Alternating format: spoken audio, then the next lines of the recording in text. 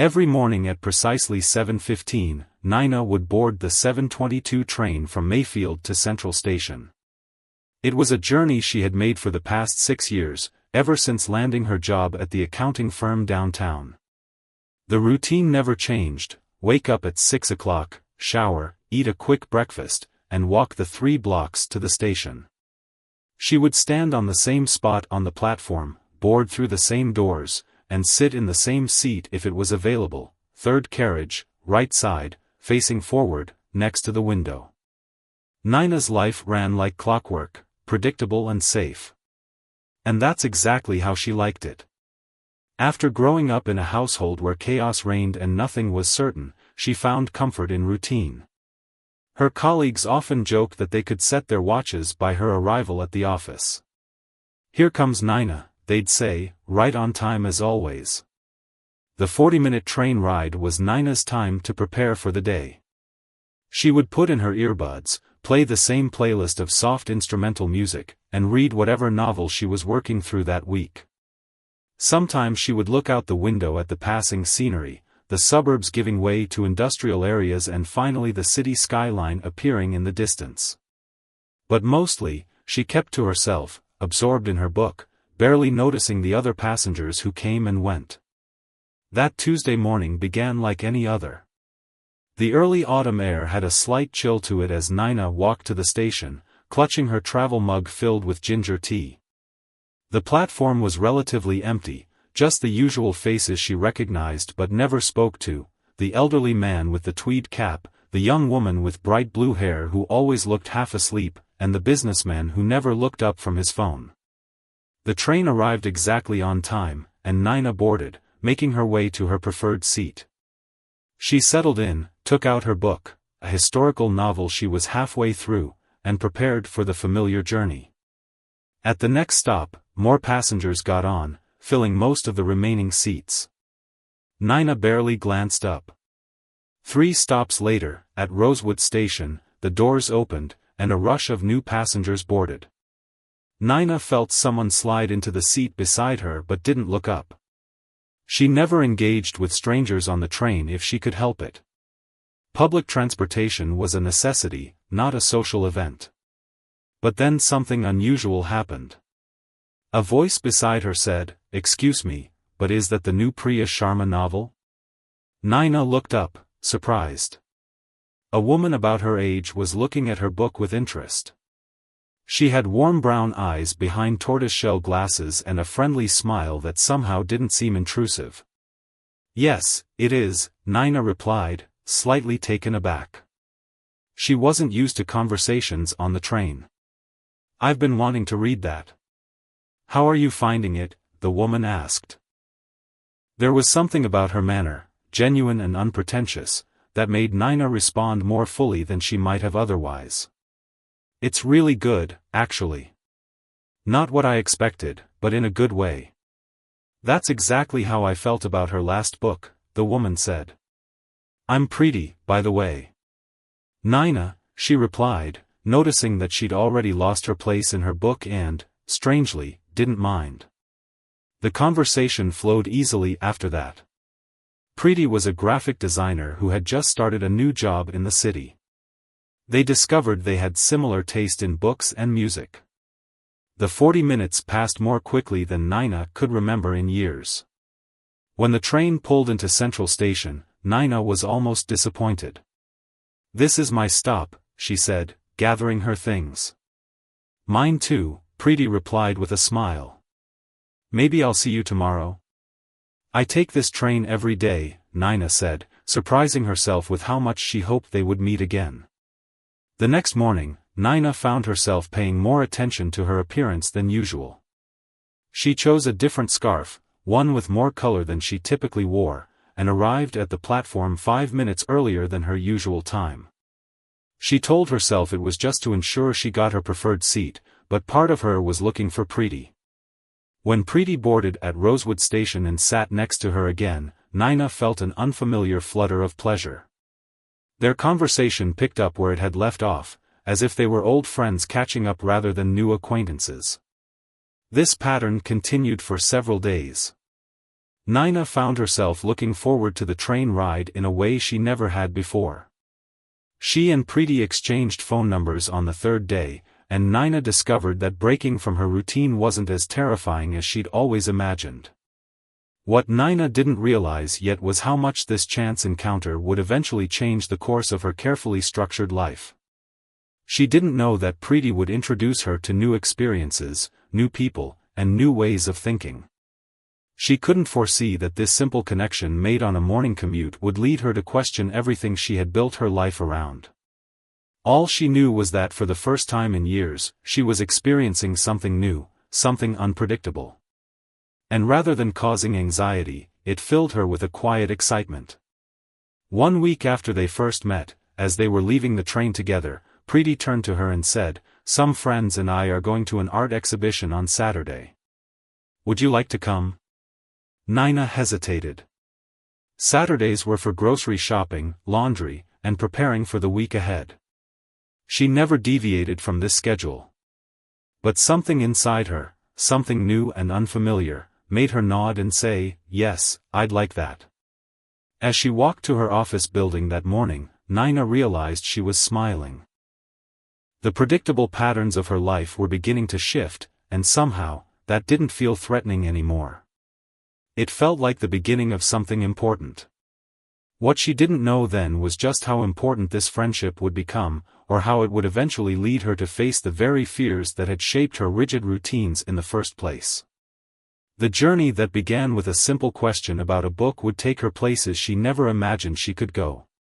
Saturday arrived with unexpected nervousness for Nina.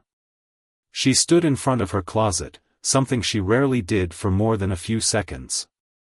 Usually, her weekend outfits were as predictable as everything else in her life: jeans, a simple top, and comfortable shoes for running errands.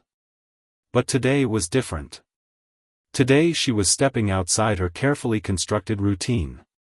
After trying on and discarding several outfits, she finally settled on a deep blue dress she had bought on impulse months ago but never found the occasion to wear. As she applied a touch of lipstick, another rarity for weekend Nina, she barely recognized the woman in the mirror. Not because she looked dramatically different, but because of the spark of anticipation in her eyes. The art exhibition was being held in a renovated warehouse in the Arts District, an area of the city Nina had passed many times but never explored. When she arrived, Preeti waved enthusiastically from the entrance, standing with 2 other people Nina assumed were the friends she had mentioned. "You came," Preeti said, giving Nina a quick hug that caught her by surprise. Physical affection wasn't something Nina was accustomed to, but she found she didn't mind. "Let me introduce you. This is Dev and Kavita." Dev had a friendly smile and an easy manner that made Nina feel immediately welcome. Kavita, with her vibrant red lipstick and flowing clothes, was more outgoing, immediately complimenting Nina's dress in a way that seemed genuine rather than polite. Inside, the warehouse had been transformed into a stunning gallery space. The exhibition featured works by local artists, a mix of paintings, sculptures, and interactive installations that challenged conventional perspectives. Nina had never considered herself particularly interested in art. It wasn't practical enough to fit into her orderly life, but she found herself captivated by the bold colors and unconventional forms. "What do you think of this one?" Preeti asked, stopping in front of a large abstract canvas splashed with vivid reds and oranges that seemed to be in constant motion despite being static. Nina tilted her head, considering. "It makes me feel unsettled. But in an interesting way. Like something is about to happen." Preeti smiled. That's exactly what the artist was going for. It's called disruption. The word resonated with Nina. Disruption. Wasn't that what was happening in her life right now? A pleasant disruption, but a disruption nonetheless. After the exhibition, the 4 of them went to a small cafe nearby. Nina learned that Dev was a music teacher who performed with a local band on weekends, and Kavita ran a small but growing fair trade clothing business. They were all so different from the people Nina normally encountered in her accounting firm: more colorful, more passionate about their work, less concerned with security and stability. "So, Nina," Kavita said, stirring her coffee, "Preeti tells us you're an accountant? That must be interesting." Nina nearly laughed. No one had ever described her job as interesting before. Secure, yes. Respectable, certainly. But interesting? "It's reliable," she said finally. "But I don't think anyone would call it exciting." "Do you enjoy it?" Dev asked, and the directness of the question caught Nina off guard. Did she enjoy it? She had never really considered the question. Her job was part of her carefully structured life, chosen for its stability rather than any passion for numbers. "It suits me," she said, which wasn't quite an answer. The conversation moved on, but the question lingered in Nina's mind long after they parted ways. For the first time in years, she found herself examining the choices that had led her to this point in her life. The next morning, Nina woke up thinking about the exhibition, about Preeti and her friends, about the question of enjoyment versus suitability. It was Sunday, grocery shopping day according to her routine, but instead of heading straight to the store as she usually would, she made herself another cup of tea and sat by her window, watching the world outside. Her phone buzzed. A message from Preeti: "Had a great time yesterday. There's a poetry reading at Riverside Park next Saturday if you're interested." Another invitation. Another potential disruption to her routine. Nina surprised herself by responding immediately, "I'd love to." Monday morning arrived, and Nina found herself rushing slightly, having spent an extra few minutes choosing her outfit, something she never did on workdays. She made it to the platform just as the train was pulling in, breaking her 6-year streak of being 5 minutes early.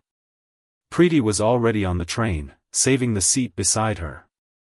"I was worried you weren't coming today," she said as Nina sat down. "Just running a bit late," Nina replied. "I guess I'm breaking all sorts of personal records lately." They both laughed, and Nina realized how good it felt to laugh on a Monday morning. At work, Nina found it harder than usual to focus on the spreadsheets in front of her. Her mind kept wandering to the art exhibition, to the conversations that had stretched her thinking, to the poetry reading next weekend. During her lunch break, instead of eating at her desk as she always did, she went to a small bookstore nearby and bought a book of contemporary poetry, something she hadn't read since university. That evening on the train ride home, Preeti noticed the book. "Getting ready for Saturday?" she asked with a smile. "I realized I don't know much about modern poetry," Nina admitted. "I thought I should at least have some idea of what to expect." "That's so you," Preeti laughed.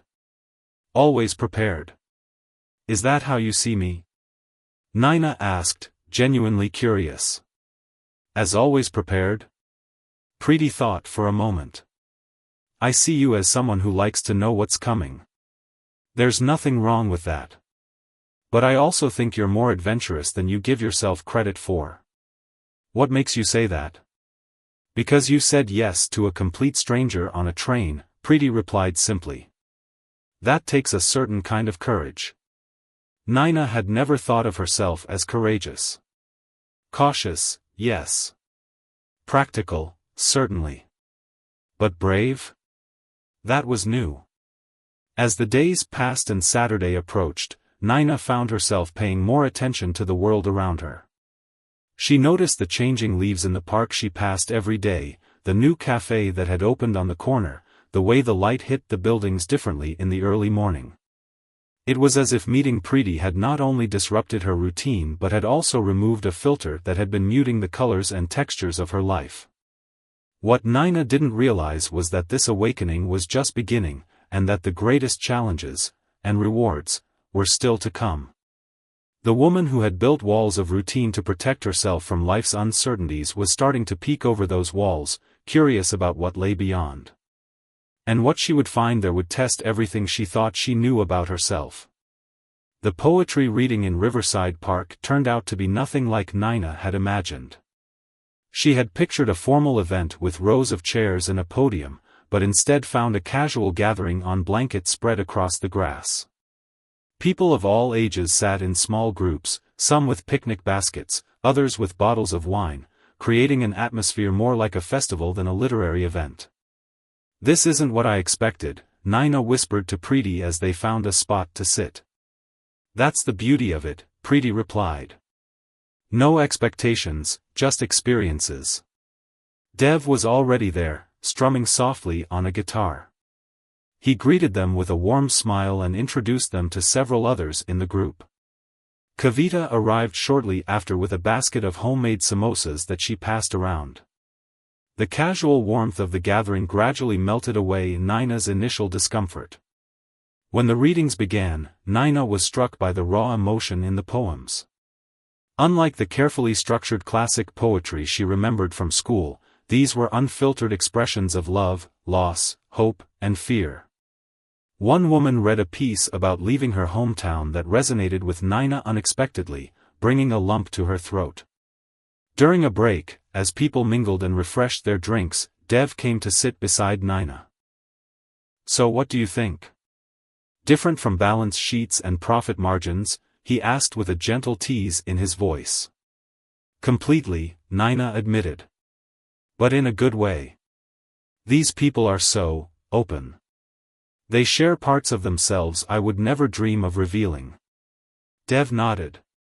"That's what art does at its best. It gives us permission to be vulnerable." "I'm not sure I know how to do that," Naina said quietly. "Everyone knows how," Dev replied. "Some of us just forget along the way." Before Naina could respond, the readings resumed. The final poet was an older man with weathered hands and kind eyes. His poem was about second chances, about finding courage in unexpected places. As he spoke the final lines, "It is never too late to begin again, to open doors long closed," Naina felt as if he was speaking directly to her. On the way home, Preeti noticed Naina's thoughtful silence. "You okay?" she asked. "Just thinking," Naina replied. "That last poem, it made me wonder about the doors I've closed in my own life." "Like what?" Naina hesitated. She rarely shared personal thoughts, even with friends, but something about the evening had loosened something inside her. "When I was younger, before university, I wanted to travel. To see different places, experience different cultures. But then my father got sick, and money was tight, and it seemed irresponsible to dream about something so impractical." Preeti listened without interrupting, her face compassionate but not pitying.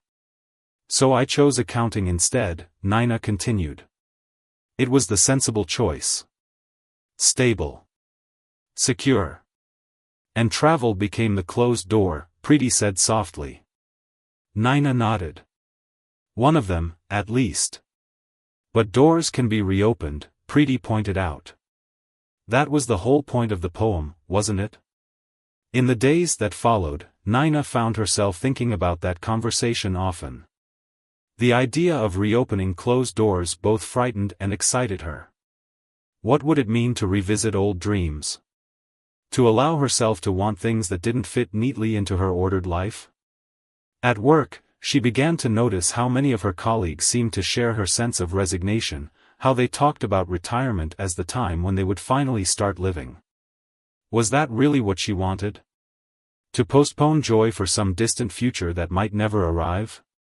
On Wednesday, during her lunch break, Naina did something impulsive. Instead of her usual quick sandwich at her desk, she walked to a travel agency she had passed hundreds of times but never entered. Inside, she picked up brochures for places she had dreamed of visiting: Thailand, Italy, Peru. She didn't make any plans, didn't book anything, but she allowed herself to imagine possibilities. It was a small act of rebellion against her own rigid thinking. That evening on the train, she showed the brochures to Preeti. "I'm not saying I'm going to go anywhere," she said quickly. "I just wanted to look." Preeti's face lit up. "This is wonderful. Have you ever been out of the country before?" "Once, to visit my mother's family when I was 12, Naina said. I barely remember it. You know, Preeti said thoughtfully, Dev, Kavita, and I have been talking about a trip to the coast next month. Just a long weekend, nothing extravagant. Would you want to join us? The old Nina would have declined immediately. A trip with people she barely knew? Too unpredictable, too far outside her comfort zone. But the new Nina, the one who was beginning to peek over the walls she had built, found herself considering it. I'll think about it, she said, surprising herself. Friday evening, Nina received a text from Preeti inviting her to dinner at Kavita's apartment. Another deviation from her routine. Friday evenings were for laundry and preparing for the weekend, but she accepted without hesitation. Kavita's home was as vibrant and eclectic as she was, filled with textiles from her business, artwork from local creators, and plants that thrived in every corner. The dinner was casual, a homemade vegetable curry that filled the apartment with delicious aromas, fresh bread, and plenty of wine. As they ate, the conversation flowed easily from books to music to travel. Nina found herself speaking more freely than usual, encouraged by the openness of her new friends. They didn't seem to judge her for her caution or tease her about her routines. Instead, they were genuinely interested in her perspectives, even when they differed from their own. After dinner, as they sat in Kavita's living room with cups of chai, the topic turned to work and fulfillment. I've been thinking about what you asked me that day at the cafe, Nina said to Dev, about whether I enjoy my job. Dev raised his eyebrows, waiting for her to continue. The truth is, I don't hate it. It's comfortable. Familiar. But I'm not sure if that's the same as enjoying it. What would you do if you could do anything? Kavita asked. If money and practicality weren't concerns? It was a question Nina hadn't allowed herself to consider in years. I'm not sure anymore, she admitted. That's what scares me. I've spent so long focusing on what's practical that I've lost touch with what I'm passionate about. Maybe that's the real journey then, Preeti suggested gently. Not just reopening old doors, but discovering which ones you want to walk through now. As she made her way home later that night, Nina felt both unsettled and strangely free. For so long, she had equated certainty with safety, routine with security. But her new friends were showing her a different way to live, not recklessly, but with purpose and passion, embracing the unknown rather than fearing it. What she didn't realize was that her journey was about to take an unexpected turn, one that would push her farther outside her comfort zone than she could have imagined. And it would begin, just as her friendship with Preeti had, on the 7:22 train to Central Station. Monday morning arrived with gray skies and steady rain. Nina stood on the platform under her umbrella, watching raindrops create ripples in puddles at her feet. Despite the gloomy weather, she felt lighter than she had in years. The weekend had been filled with unexpected moments, a Sunday afternoon phone call with Preeti that turned into a 2-hour conversation, an impromptu visit to a bookstore where she purchased a travel memoir, and hours spent looking at photographs of places she might someday visit. The train pulled into the station right on time. Nina boarded and made her way to what she still thought of as her seat, though she no longer felt the same need to claim it as before. Preeti wouldn't be joining her today. She had texted earlier to say she had an early client meeting and would be taking an earlier train. As the train began to move, Nina opened her book but found herself distracted by the rain-streaked window and the blurred landscape beyond. She was so lost in thought that she didn't immediately notice when the train came to an unexpected stop between stations. The announcement came over the speaker, "Ladies and gentlemen, we apologize for the delay. Due to a signal failure ahead, we will be stationary for approximately 20 minutes. We thank you for your patience." A collective groan went up from the passengers. Nina checked her watch. She would be late for work. 6 months ago, this disruption would have sent her into a spiral of anxiety. Now, she found herself surprisingly calm. She sent a quick text to her boss explaining the situation, then returned to her book. 10 minutes later, the train still hadn't moved. People around her were growing restless, checking watches, sighing dramatically. A man in a business suit paced the aisle, talking loudly on his phone about the meetings he would miss. Suddenly, there was a commotion a few seats ahead. A woman had slumped forward, her breathing labored. "Is anyone here a doctor?" someone called out. Without thinking, Nina moved toward the scene. She wasn't a doctor, but her father's illness had taught her to recognize certain signs. The woman was pale, sweating profusely, and clutching her chest. "I think she's having a heart attack," Nina said, kneeling beside the woman. "We need to get help immediately." A man stepped forward. "I'm a nurse. Let me see." He quickly assessed the woman and confirmed Nina's suspicion. "Does anyone have aspirin?" he asked urgently. "I do," said a soft voice behind Nina. She turned to see an elderly gentleman holding out a small pill bottle. "I take it daily for my heart." The nurse instructed the woman to chew the aspirin while he monitored her pulse. "We need to get her to a hospital as quickly as possible," he said, looking around at the stationary train with frustration. Nina took charge in a way that surprised even herself. "I'll call emergency services," she said, already dialing. She calmly explained the situation, giving their exact location between stations and the woman's symptoms. "They're sending paramedics," she announced after ending the call. "They'll meet us at the next station. The conductor needs to know we have a medical emergency so they can prioritize moving the train." The businessman who had been complaining about his meetings volunteered to find the conductor. While they waited, Nina sat with the woman, holding her hand and speaking soothingly. "Help is coming," she assured her. "Just try to stay calm and breathe slowly." "What's your name?" "Lakshmi," the woman whispered, her eyes wide with fear. "I'm Nina. The paramedics will be waiting when we get to the station, Lakshmi. You're going to be okay." The woman's grip on Nina's hand tightened. "My grandson," she said with difficulty. "He's waiting for me. At Central Station. He won't know what happened." "Do you have a phone?" Nina asked. "I can call him for you." With trembling hands, Lakshmi pulled out an old flip phone from her purse. "Vikram," she said. "In contacts."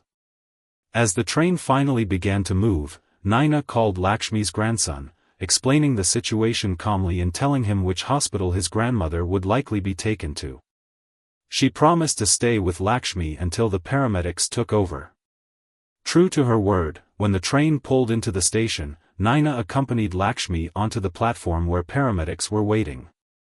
She gave them the information they needed and watched as they efficiently transferred the elderly woman to a stretcher. "You're going with them?" the nurse asked, assuming Nina was a relative. "No, I just met her on the train," Nina explained. "But her grandson will meet her at the hospital." The nurse looked at her with newfound respect. "You handled that very well. Most people panic in emergencies." As the ambulance pulled away, Nina suddenly realized she was now very late for work. But instead of the anxiety she would have expected, she felt a strange sense of peace. What had just happened seemed far more important than spreadsheets and quarterly reports. She called her office again, explaining that she had been involved in a medical emergency. Her boss, surprisingly understanding, told her to take her time coming in. Nina found herself walking to a nearby cafe instead of immediately boarding the next train. She ordered a chai and sat by the window, processing what had just happened.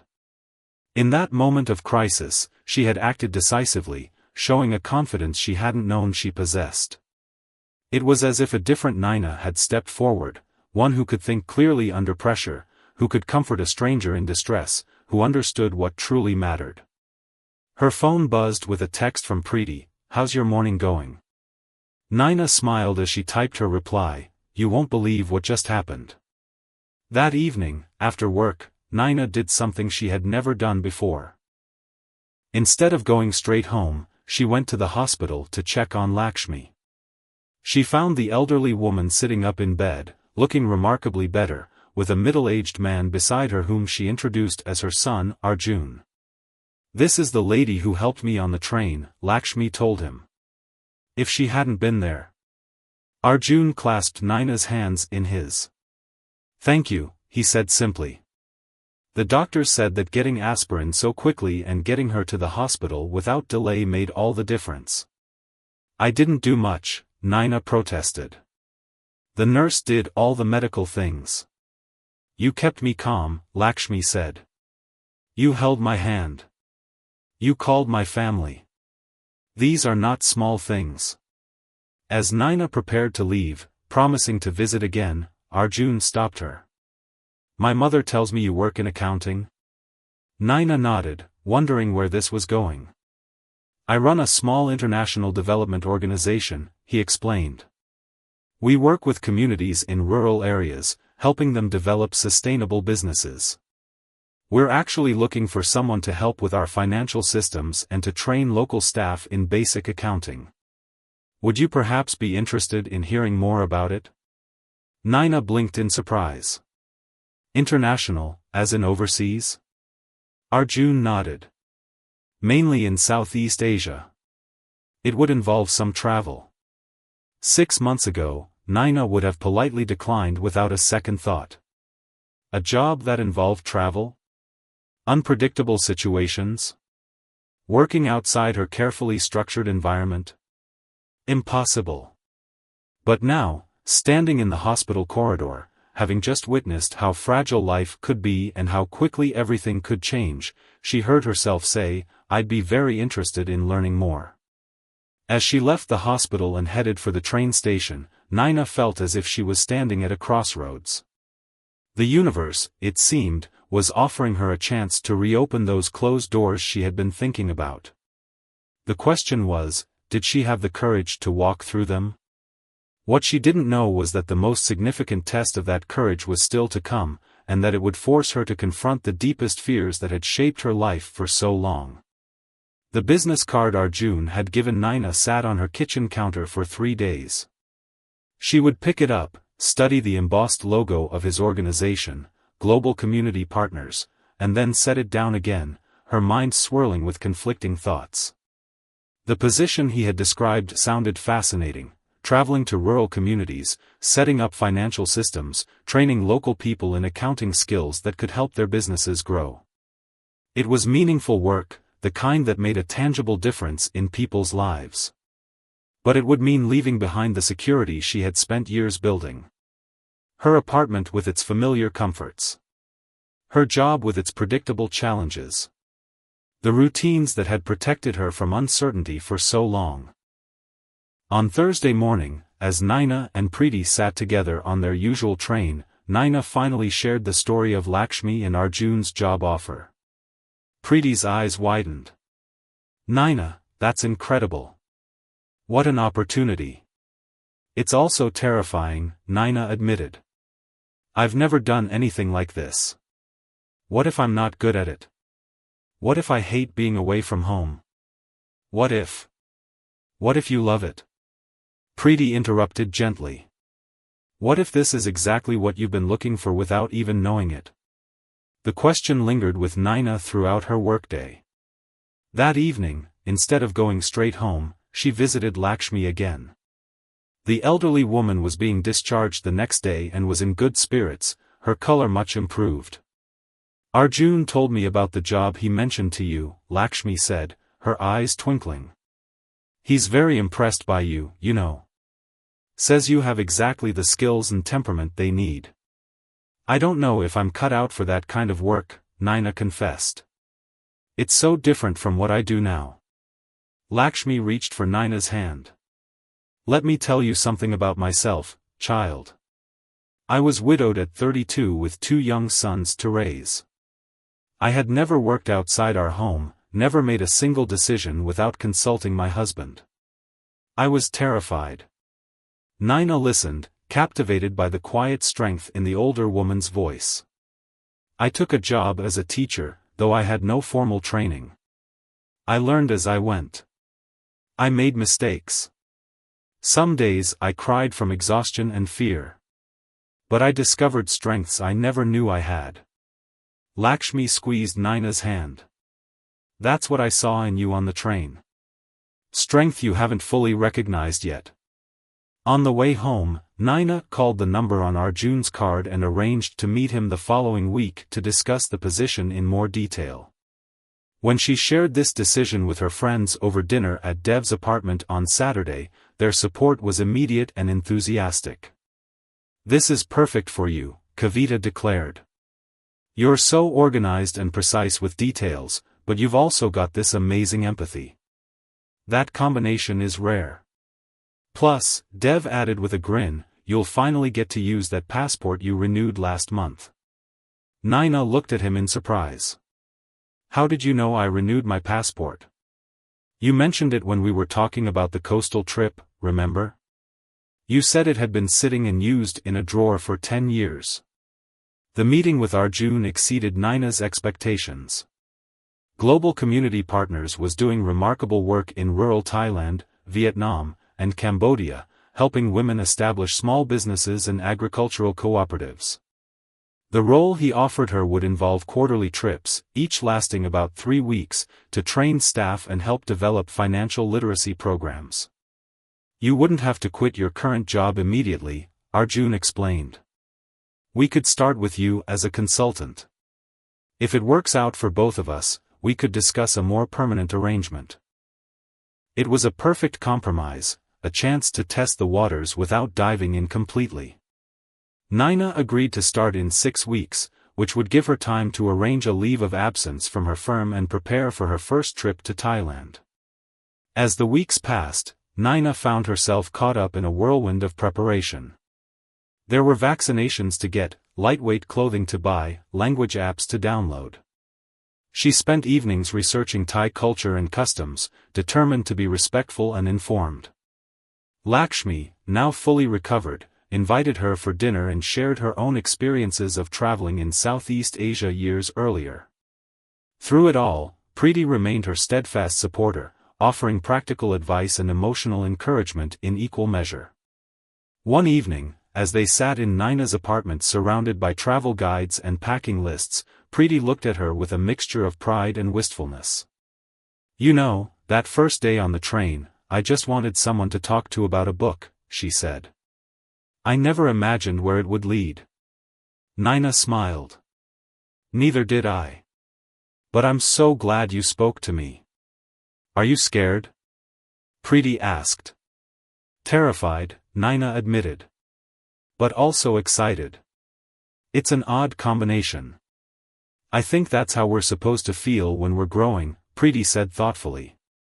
"If changes don't scare us a little, they're probably not big enough to matter."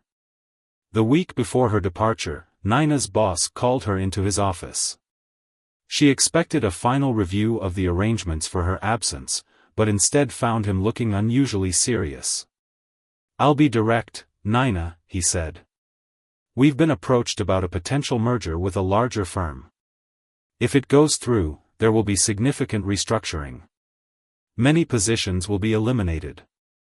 Naina felt a chill run through her. "Including mine?" "Possibly," he admitted. "Nothing is certain yet. But I wanted you to know before you left." The news should have devastated her. 6 months ago, it would have. The threat to her stable, secure job would have seemed like the worst possible disaster. But now, sitting across from her boss, Naina felt a strange sense of calm. "Thank you for telling me," she said. "Please keep me updated while I'm away."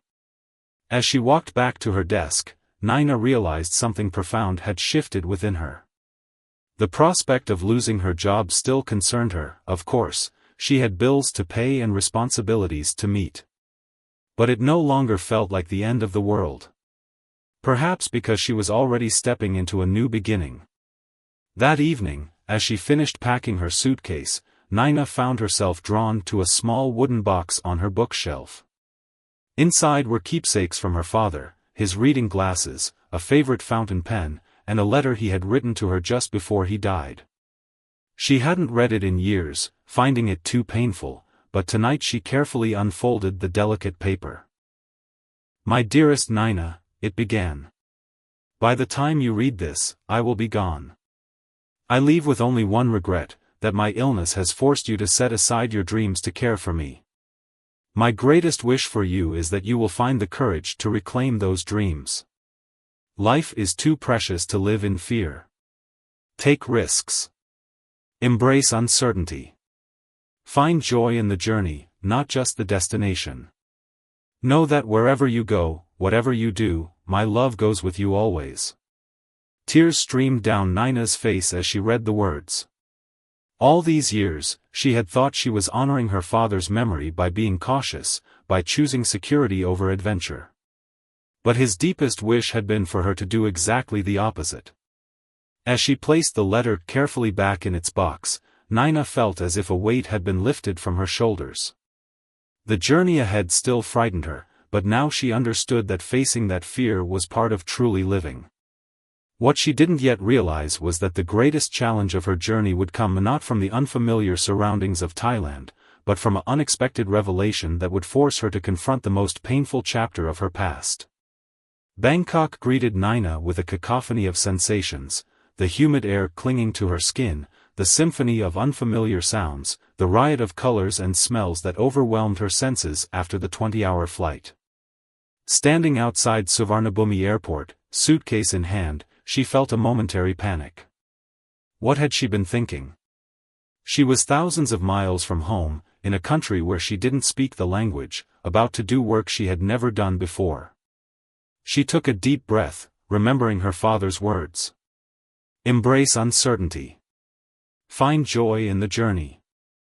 A young Thai woman approached her with a warm smile. "Nina? I'm Sunisa from Global Community Partners. Welcome to Thailand."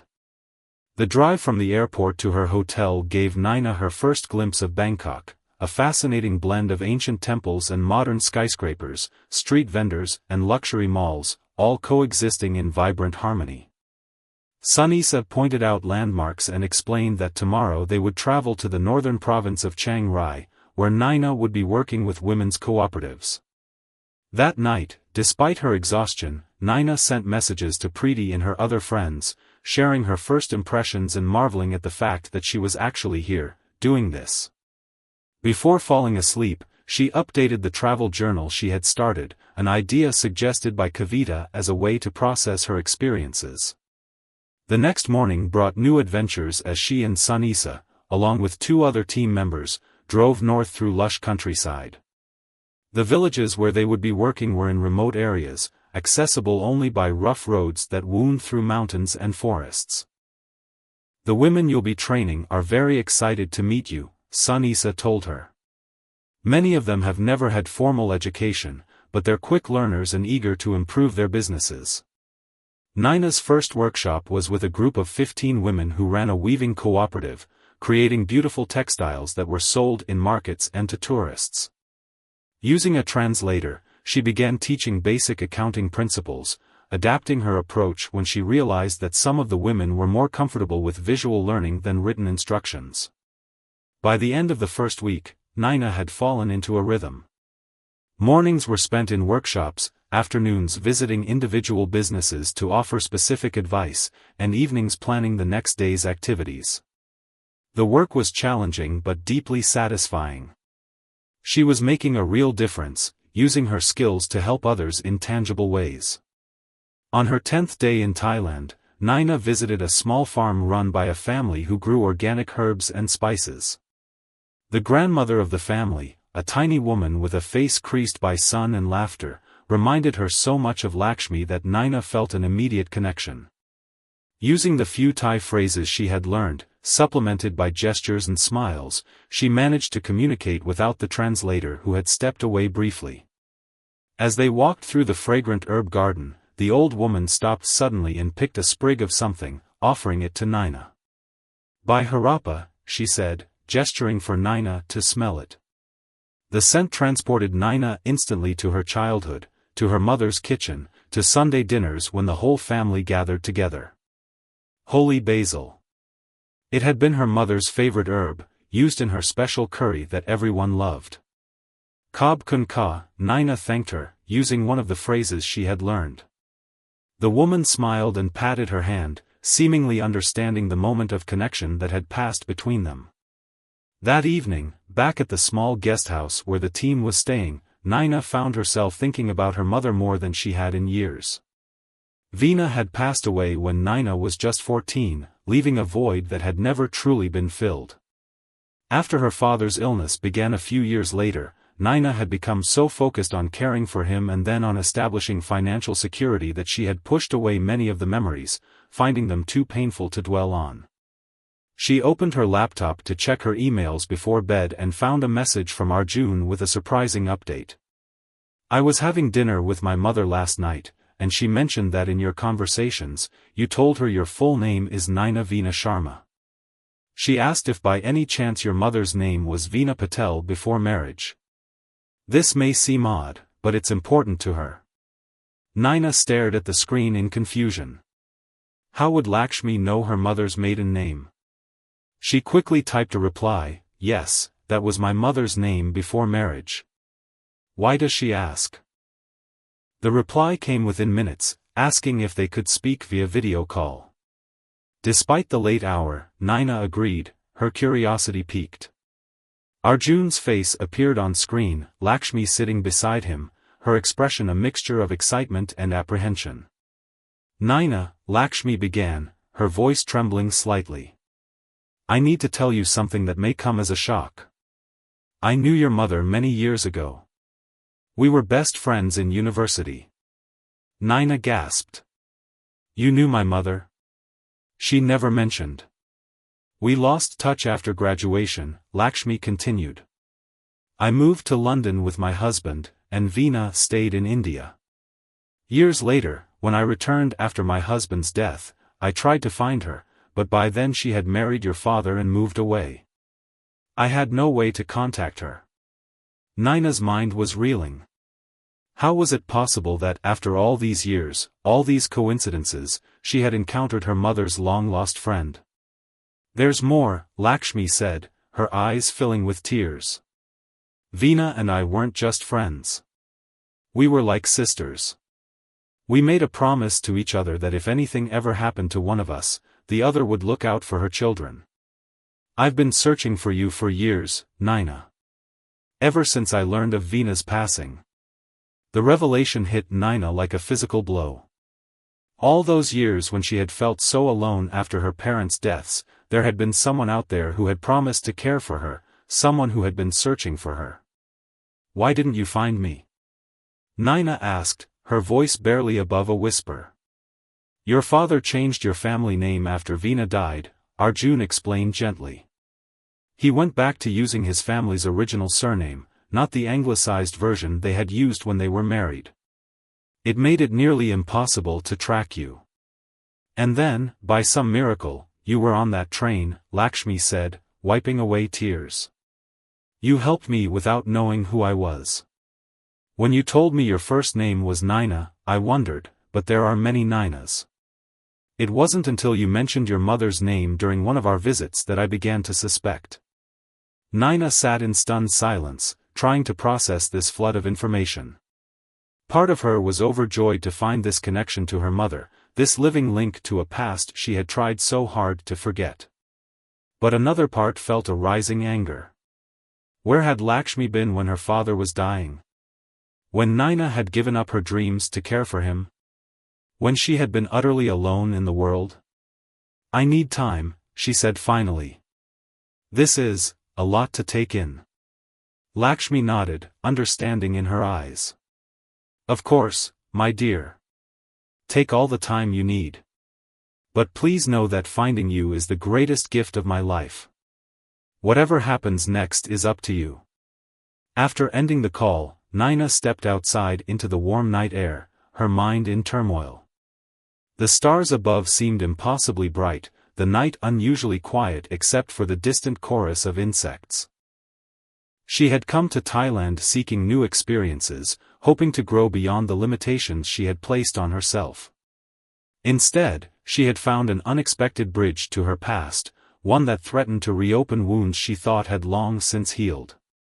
As she stood there under the vast Thai sky, Naina realized she was facing the most difficult journey of all, the path toward forgiveness, not just of Lakshmi for failing to find her, but of herself for burying her grief instead of facing it.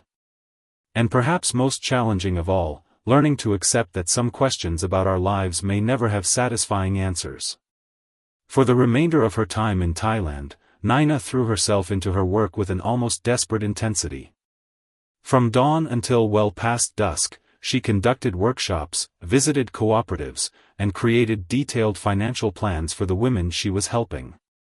Her colleagues marveled at her dedication, unaware of the emotional storm raging beneath her composed exterior. At night, alone in her room, she would read and reread the emails that arrived daily from Lakshmi, gentle messages filled with memories of Veena, anecdotes from their university days, and stories that painted a picture of her mother Naina had never known. Her mother as a young woman, passionate about literature and social justice. Her mother leading student protests and writing poetry. Her mother laughing, dreaming, living fully before responsibility and illness had dimmed her light. Naina saved every message but couldn't bring herself to reply. What would she say? That she felt betrayed by fate? That she was angry at a universe that had dangled this connection just beyond her reach for so many years? That she didn't know how to reconcile the joy of finding this link to her mother with the pain of remembering all she had lost? On her last night in Chiang Rai, Naina sat on the small balcony of her guest house, watching lightning flicker in the distant mountains. Her phone buzzed, another message from Preeti checking in on her. Naina had shared some of the story with her friend, though not the depth of her conflicted feelings. Sometimes, Preeti had written in her last message, the things that hurt us most are also opportunities to heal parts of ourselves we didn't know were broken. The words had stayed with Naina, echoing in her mind as she packed her bags and prepared for the journey back to Bangkok. Tomorrow she would fly home, back to her apartment, her job, if it still existed, and her friends. Back to the life that no longer felt like it quite fit, like clothes she had outgrown but kept wearing out of habit. And Lakshmi would be there too, waiting, hoping for a relationship Naina wasn't sure she could give. The flight home was long and uncomfortable, leaving Naina with too much time to think. By the time she landed, exhausted and jet-lagged, she had made a decision. She would meet with Lakshmi, but not immediately. She needed time to process, to find solid ground beneath her feet again before navigating the emotional complexities of this new relationship. Preeti was waiting at the airport, her familiar face a welcome sight amid the crowd. She wrapped Naina in a tight hug. "Welcome home, world traveler. You look different." "I feel different," Naina admitted as they walked to the car. "Like I've lived years in just a few weeks." "Good different or bad different?" Preeti asked. Naina considered this. "Just, different. Bigger somehow, but also more uncertain. Does that make any sense?" Preeti smiled. "Perfect sense." Over the next few days, Naina settled back into her life while also recognizing how much had changed. Her boss confirmed that the merger was moving forward, and her position would indeed be eliminated, though not for several months. Rather than panic, Naina found herself considering options she would never have entertained before, perhaps more consulting work with global community partners, or using her skills in other non-profit organizations. Dev, Kavita, and Preeti took her out for a welcome home dinner, listening eagerly to her stories of Thailand and offering support as she talked about Lakshmi. "I'm going to see her tomorrow," Naina told them. "I finally feel ready." "What changed?" Kavita asked gently. Naina thought about it. "I realized I've been defining myself by my losses for so long, my mother, my father, my dreams. I've been so careful, so afraid of losing anything else that I stopped reaching for what might fulfill me." She paused, trying to find the right words. "Meeting Lakshmi is scary because it means opening myself to more potential loss. But I think that's part of being fully alive. The next morning, Nina took the 7:22 train to Central Station, just as she had done countless times before. But now, as she looked around at the familiar carriage, she saw it differently, not as a vessel of routine and safety, but as a place of potential and possibility. This train had brought her Preeti. It had brought her Lakshmi. Who knew what other connections waited to be made, what other doors might open? Lakshmi was waiting at a small cafe near the station, her face lighting up when she saw Nina. They embraced somewhat awkwardly, both overwhelmed by the significance of the moment. "Thank you for coming," Lakshmi said, her voice thick with emotion. "I was afraid you might not." "I almost didn't," Nina admitted as they sat down. "I was angry, not at you, but at the situation. All those years I felt so alone." "I understand," Lakshmi said softly. "And I don't expect to replace what you've lost. I just hope that perhaps I can be part of what you find going forward." They talked for hours, Nina sharing stories of her father's illness, her abandoned dreams of travel, her recent experiences in Thailand. Lakshmi listened with the kind of attention that comes from genuine care, occasionally adding her own memories of Veena that filled in pieces of the puzzle that was Nina's mother. "She would be so proud of you," Lakshmi said at one point. "Not just for your success, but for your courage in breaking free from the fears that held you back." "I'm still working on that," Nina confessed. "Aren't we all?"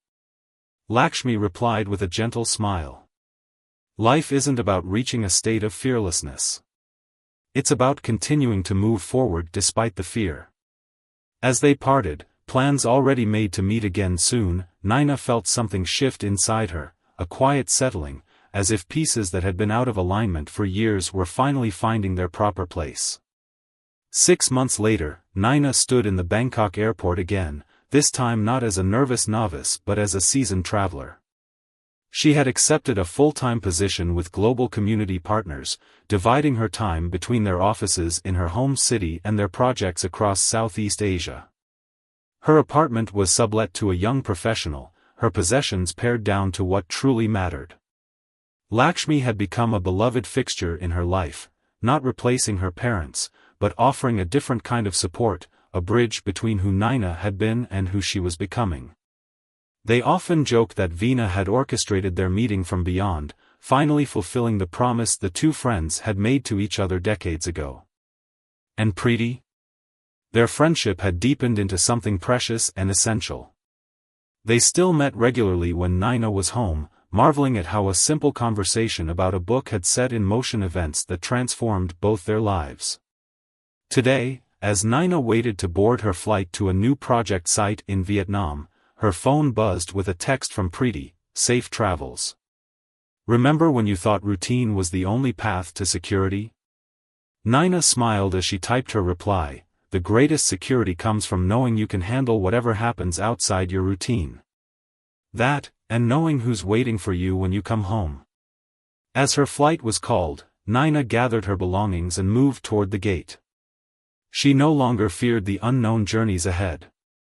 Each step into uncertainty was also a step toward discovery, of the world, of connections with others, and most importantly, of herself. The woman who had once taken the same train every day, who had built walls of routine to protect herself from life's uncertainties, now embraced those very uncertainties as opportunities. And though her path had not been straight or easy, she wouldn't have changed a single step of the journey that had brought her here. Because sometimes, the most important journeys begin with the smallest departures from routine, like a stranger asking about a book on a morning train, and another stranger finding the courage to answer.